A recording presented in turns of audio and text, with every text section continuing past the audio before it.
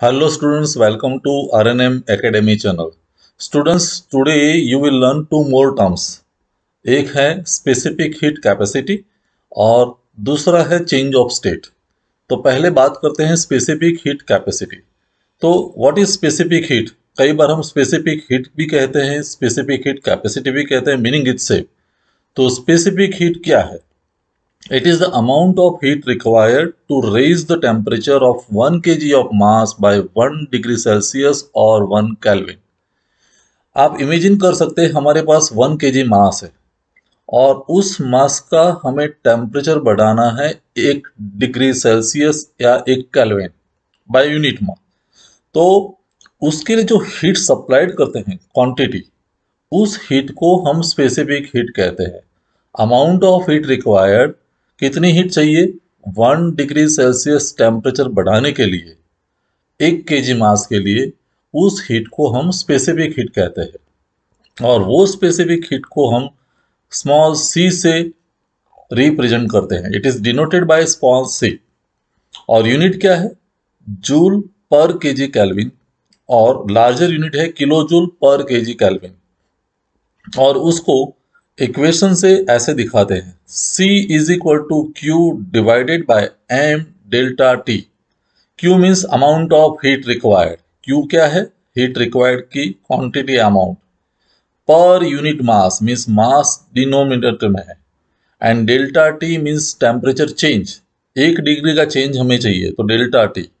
तो C is equal to Q divided by M delta T और उसका unit होगा जूल पर केजी केल्विन। आई होप ये बात आपको समझ में आई होगी। आगे बढ़ते हैं स्पेसिफिक हीट कैपेसिटी में। आगे की बात हम कई पॉइंट्स डिस्कस करने वाले हैं। Solids and liquids are incompressible, so they have single value of specific heat, but gases are compressible, so they have two values of specific heat depending upon the process used for heating the gas. हमें पता है हमारे पास तीन phases है, solid liquid and gas.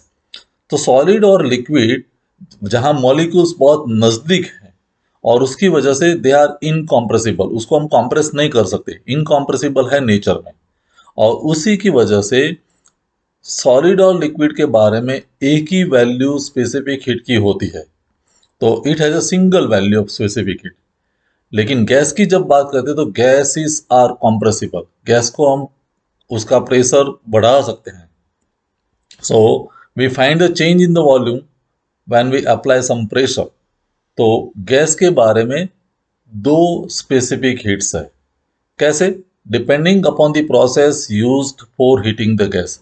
आप gas को कैसे heat करते हैं उस प्रोसेस के अनुसार गैस के लिए दो स्पेसिफिक हीट है। कौन सी? एक है सीपी और दूसरी है सीवी। फर्स्ट है specific heat at constant pressure. अगर गैस का मुझे टेम्परेचर बढ़ाना है 1 डिग्री सेल्सियस, लेकिन 1 केजी मास के लिए, लेकिन प्रेशर कांस्टेंट है, तो उस वक्त जो हीट रिक्वायर्ड है उसको हम कहेंगे सीपी। लेकिन समझो कि 1 केजी मास है गैस का, उसका 1 डिग्री सेल्सियस टेम्परेचर बढ़ाना है, लेकिन एट कांस्टेंट वॉल्यूम, वॉल्यूम में कोई चेंजेस नहीं है, तो उस वक्त जो हीट की जरूरत पड़ेगी उसको हम कहेंगे सीवी। तो specific heat at constant pressure and specific heat at constant volume, ये दोनों values CP and CV gas को एप्लीकेबल है। और हमेशा याद रखना CP is always greater than CV. CP की वैल्यू ज़्यादा है, means amount of required is more at constant pressure than at constant volume. CP की वैल्यू सीवी से ज़्यादा है। और एक टर्म है heat capacity. The product of mass and specific heat is called heat capacity of the substance. It is denoted by capital C. तो specific heat की value और मास, ये दोनों का मल्टीप्लिकेशन, जैसे मास, समझो कि मास 1 केजी की जगह और भी हो सकता है 2 kg, 5 kg, and specific heat c, ये दोनों का मल्टीप्लिकेशन हमें देगा heat capacity of the substance. Substance जो भी पदार्थ है उसकी हीट कैपेसिटी क्या है, तो ये दोनों का मल्टीप्लिकेशन हमें आंसर देगा। अभी बात करते हैं चेंज ऑफ स्टेट की। Change of state, Matter exists in three phases, that is solid, liquid and gas. Because of heat addition or rejection, the state of the substance changes. हमें पता है कि तीन phases हैं, solid, liquid and gas. The best example is ice cube, फिर water और फिर steam या vapor. तो तीन phases हैं और कोई भी सब्सटेंस को जब हम हीट सप्लाई करते हैं या उसमें से हीट वापस लेते हैं, रिजेक्शन करता है, तो उसका फेज या स्टेट बदल जाता है। जैसे आइस क्यूब है और उसको मैं हीट देता हूं तो सॉलिड स्टेट की जगह धीरे धीरे वो लिक्विड में कन्वर्ट होगा। तो बिकॉज ऑफ हीट एडिशन और हीट रिजेक्शन, अगर वाटर में से मैं हीट वापस लेता हूं तो वो it will be converted to ice. तो बिकॉज ऑफ हीट एडिशन और rejection the state of the substance changes. ये बात आपको समझ में आई होगी। अभी कई बार एग्जामिनेशन में ये शॉर्ट टर्म डेफिनेशन के क्वेश्चंस आए हैं। एक डेफिनेशन है मेल्टिंग पॉइंट। मेल्टिंग पॉइंट किसको कहेंगे? It is a temperature at which solid is converted into liquid when heat is added. जब भी हम हीट सप्लाई करते हैं और सॉलिड लिक्विड में कन्वर्ट होता है, वो जो टेम्परेचर है उसको हम कहेंगे मेल्टिंग पॉइंट। जैसे आइस कंप्लीटली कन्वर्ट हो जाता है वाटर में, तो वो जो टेम्परेचर है point, that is a melting point. Second है boiling point.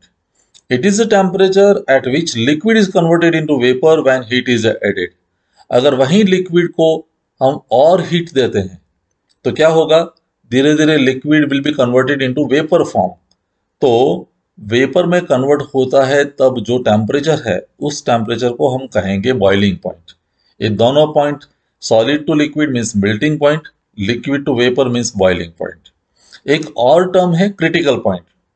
It is the point where saturated liquid state and saturated vapor state become identical। जहां दोनों ये स्टेट एक समान हो जाते हैं, saturated liquid state and saturated vapour state, means only vapour phase exist. जहां बिल्कुल वेपर फेज मिलता है, जहां लिक्विड पार्टिकल्स भी है, गैस पार्टिकल्स भी है और दोनों का यूनिक मिक्सचर हो जाता है। So that point is known as the critical point. एक और डेफिनेशन है triple point. It is the state of a substance where solid, liquid and vapour phase coexist in equilibrium. जहां तीनों एक साथ एग्जिस्ट करते हैं in equilibrium condition, that point is triple point. And for water its value is 0.01 degree Celsius.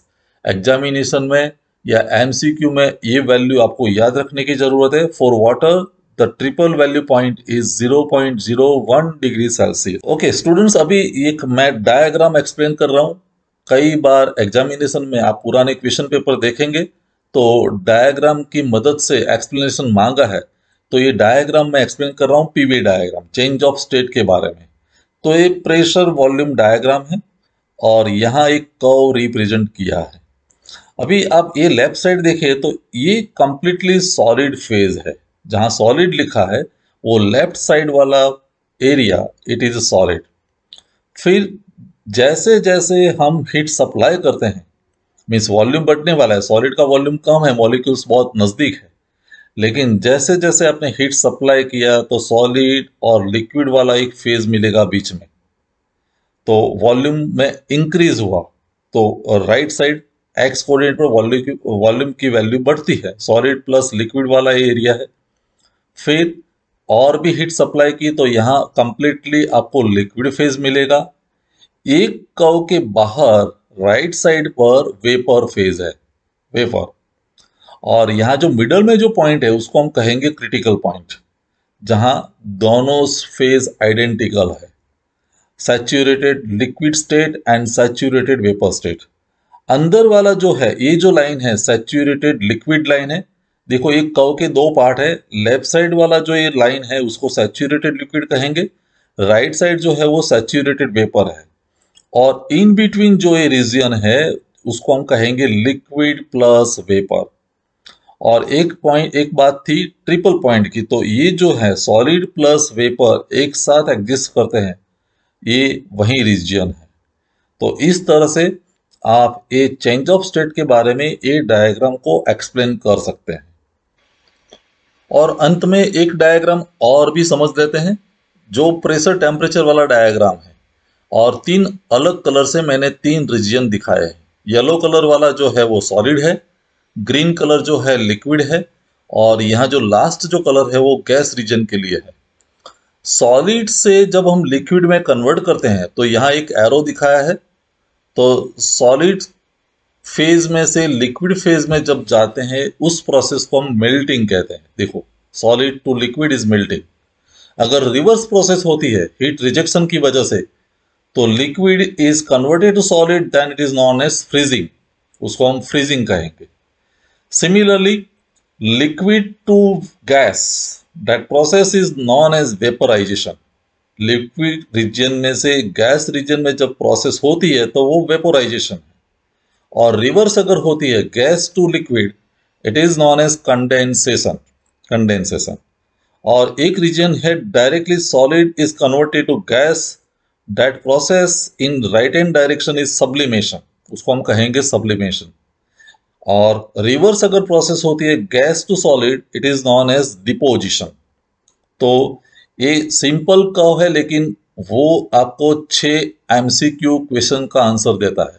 Short questions कई बार पूछे जाते हैं।